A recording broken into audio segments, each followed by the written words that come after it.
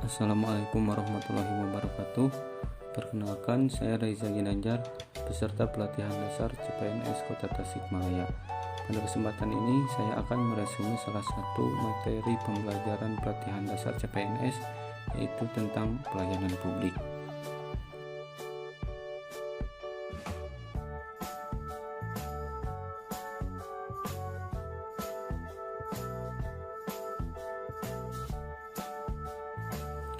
Pelayanan publik adalah kegiatan atau rangkaian kegiatan dalam rangka pemenuhan kebutuhan pelayanan sesuai dengan peraturan perundang-undangan bagi setiap warga negara dan penduduk atas barang, jasa, dan atau pelayanan administratif yang disediakan oleh penyelenggara pelayanan publik.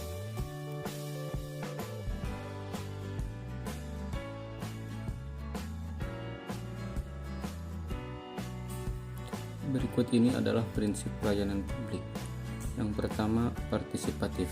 Dalam penyelenggaraan pelayanan publik yang dibutuhkan masyarakat, pemerintah perlu melibatkan masyarakat dalam merencanakan, melaksanakan, dan mengevaluasi hasilnya. Yang kedua adalah transparan. Dalam penyelenggaraan publik, pemerintah sebagai penyelenggara pelayanan publik harus menyediakan akses bagi warga negara untuk mengetahui segala hal yang terkait dengan pelayanan publik yang diselenggarakan tersebut. Yang ketiga, responsif. Dalam penyelenggaraan pelayanan publik, pemerintah wajib mendengar dan memenuhi tuntutan kebutuhan warga negaranya, tidak hanya terkait dengan bentuk dan jenis pelayanan publik yang mereka butuhkan, akan tetapi juga terkait dengan mekanisme penyelenggaraan layanan, jam pelayanan, prosedur, dan biaya penyelenggaraan pelayanan.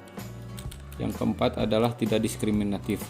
Pelayanan publik yang diselenggarakan oleh pemerintah tidak boleh dibedakan antara satu warga negara dengan warga negara yang lain atas dasar perbedaan identitas warga negara seperti status sosial, pandangan politik, etnisitas, agama, profesi, jenis kelamin atau orientasi seksual, difabel, dan sejenisnya. Yang kelima adalah mudah dan murah. Penyelenggaraan pelayanan publik di mana masyarakat harus memenuhi berbagai persyaratan dan membayar biaya untuk memperoleh layanan yang mereka butuhkan harus diterapkan prinsip mudah. Artinya, berbagai persyaratan yang dibutuhkan tersebut masuk akal dan mudah untuk dipenuhi. Murah dalam arti biaya yang dibutuhkan oleh masyarakat untuk mendapatkan layanan tersebut terjangkau oleh seluruh warga negara. Yang keenam adalah efektif dan efisien.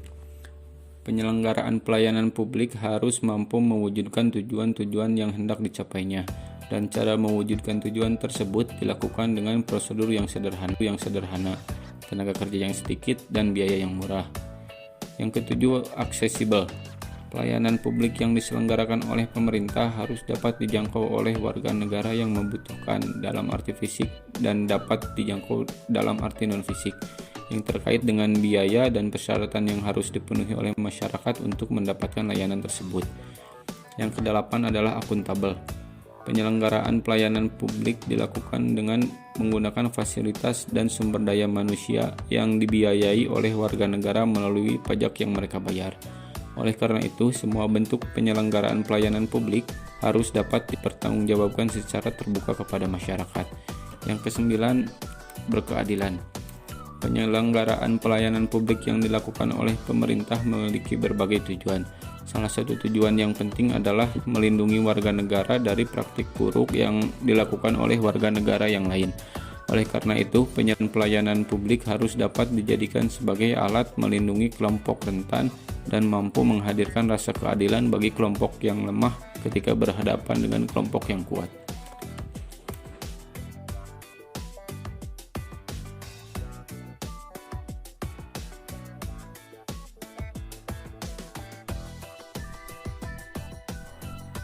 Pelayanan publik diselenggarakan dari pajak warga negara. Pelayanan publik merupakan hak setiap warga negara sebagai amanat konstitusi. Dengan demikian, menjadi kewajiban pemerintah untuk menyelenggarakannya baik dilakukan sendiri maupun bekerja sama dengan sektor swasta. Pelayanan publik diselenggarakan dengan tujuan untuk mencapai hal-hal yang strategis bagi kemajuan bangsa di masa yang akan datang dan juga berfungsi untuk memberikan perlindungan bagi warga negara.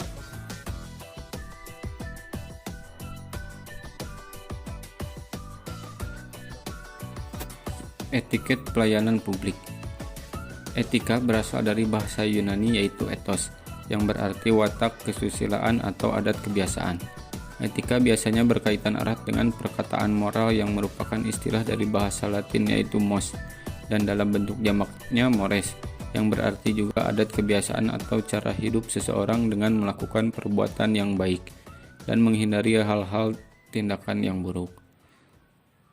Etiket berasal dari bahasa Prancis etiquette yang berarti aturan sopan santun dan tata cara pergaulan yang baik antara sesama manusia.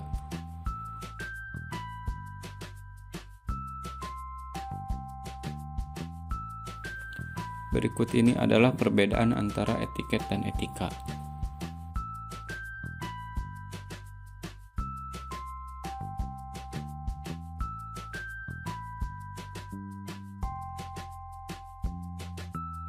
Demikian resume materi yang dapat saya sampaikan. Atas kekurangannya saya mohon maaf, atas perhatiannya saya ucapkan terima kasih. Wassalamualaikum warahmatullahi wabarakatuh.